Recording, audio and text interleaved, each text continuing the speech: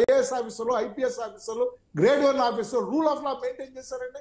అసలు ఏంటి వాళ్ళు ప్రభుత్వ చట్టం అంతా ఐఏఎస్ ఐపీఎస్ ఆఫీసర్లు ఉన్నటువంటి చట్టం రాజకీయ పార్టీ నాయకులుగా అదే చీఫ్ మినిస్టర్ గా ఓన్లీ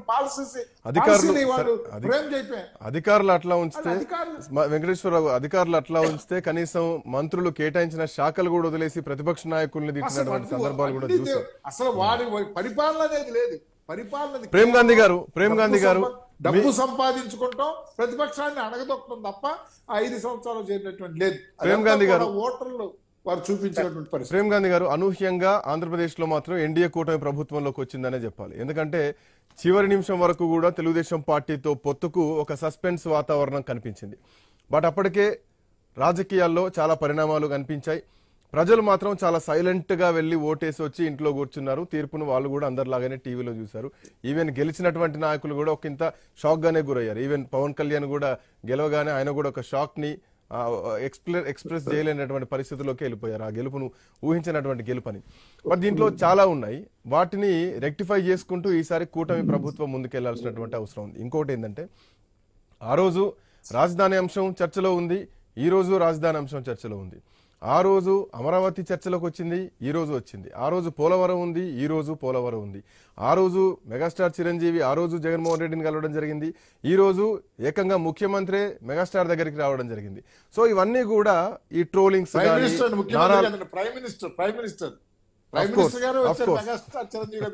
అఫ్ కోర్స్ రైట్ మీరన్న మాట ప్రకారం ఉన్న వాస్తవమే, ప్రైమ్ మినిస్టర్ గారే రావడం జరిగింది. బట్ వీటన్నిటికీ కేంద్రం ఆ రోజు వైసీపీ ఉన్నప్పుడు కేంద్రంలో మీరే ఉన్నారు, ఈ రోజు కూడా కేంద్రంలో మీరే ఉన్నారు. ఇప్పుడు కేంద్రం మీ నుంచి ఎట్లాంటి యాక్టివిటీస్ ని ఎక్స్పెక్ట్ చేయొచ్చు? ఈ రెడ్ బుక్ అంశమే గానీ, జరిగినటువంటి అరాచకమైనటువంటి పాలన అని మాట్లాడుతున్నటువంటి మాటలే గానీ, ఈసారి కేంద్రం పాత్ర కొంత ఎక్కువగా ఉండాల్సినటువంటి అవసరం ఉంది. ఇప్పుడు ఒక మా ఎన్డీఏ ముఖ్యమంత్రి అయినటువంటి నారా చంద్రబాబు నాయుడు గారు ఒక అంశం క్లియర్ గా మాట్లాడారు.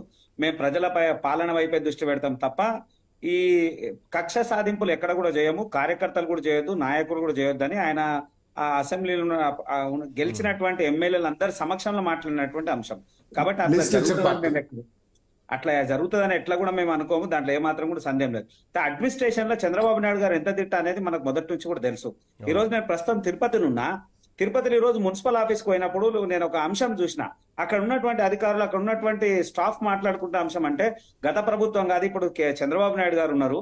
అడ్మినిస్ట్రేషన్ మీద టైం టు టైం ఉంటది, టైం టు టైం రావాలి, పాత ఫైళ్లను కూడా దులిపి పనిచేసేటువంటి పరిస్థితులు వస్తాయని చెప్పేటువంటి మాటలు ఆడ సామాన్యులు మాట్లాడుకుంటున్న అధికారులు మాట్లాడుతారు. అంటే అడ్మినిస్ట్రేషన్ వైపు చంద్రబాబు నాయుడు గారు చాలా స్ట్రిక్ట్ ఉంటారు.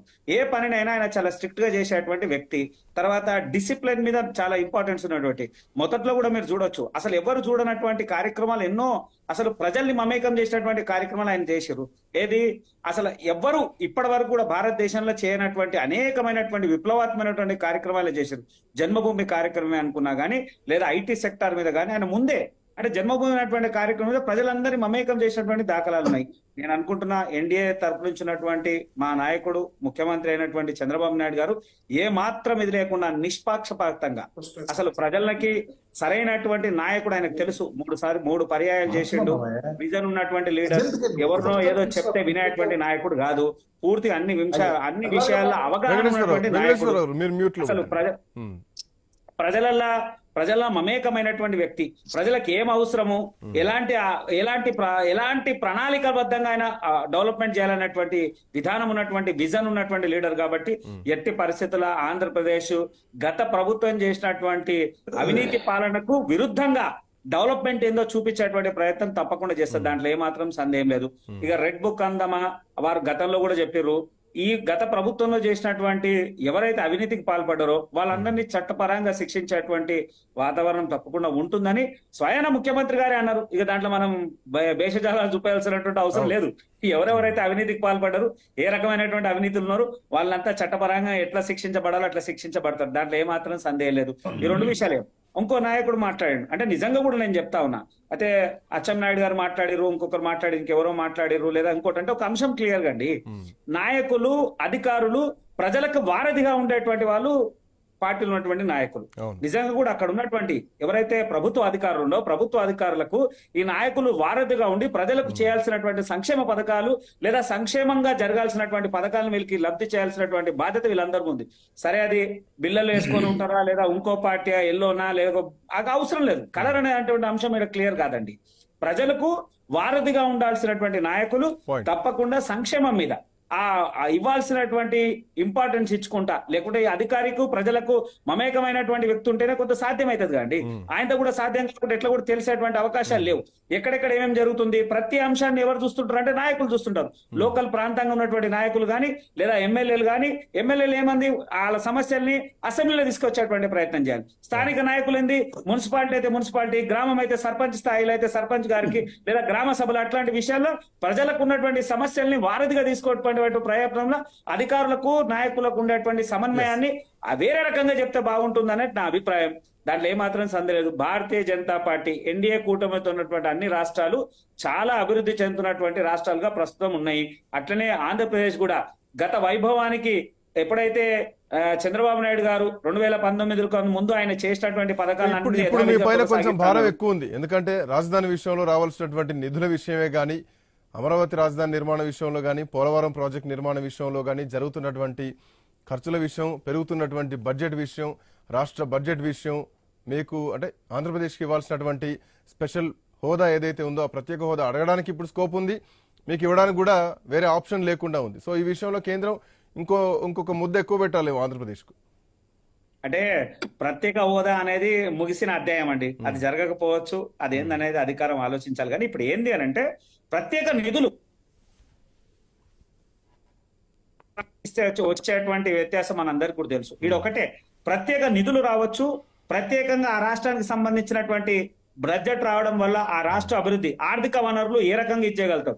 ఇంకొకటి ఈయన విజన్ ఉన్నటువంటి లీడర్, ఆర్థికంగా డబ్బుని ఎట్లా సృష్టించగలిగేటువంటి నాయకుడు ఉన్నాడు చంద్రబాబు నాయుడు గారు. కాబట్టి అందులో ఏమాత్రం జరగకపోతూ ఎన్డీఏ పూర్తి అసలు ఊహించినటువంటి, గతంలోనే అమిత్ షా గారు నరేంద్ర మోడీ గారు అన్నారు పూర్తి భవిష్యత్తు ముందలంతా కూడా దక్షిణాది రాష్ట్రాలకే ఇంపార్టెన్స్ ఇస్తాము, తెలంగాణ మరియు ఆంధ్రప్రదేశ్, కర్ణాటక, కేరళ ఈ రాష్ట్రాల మీదనే భారతదేశం యొక్క అభివృద్ధిలో సింహభాగం ఇక్కడనే కేంద్రీకరిస్తామని చెప్పి గతంలో నాయకులు, మా అధిష్టానం నాయకులు నరేంద్ర మోడీ గారు మాట్లాడారు, అమిత్ షా కూడా మాట్లాడారు చాలా సందర్భాలు.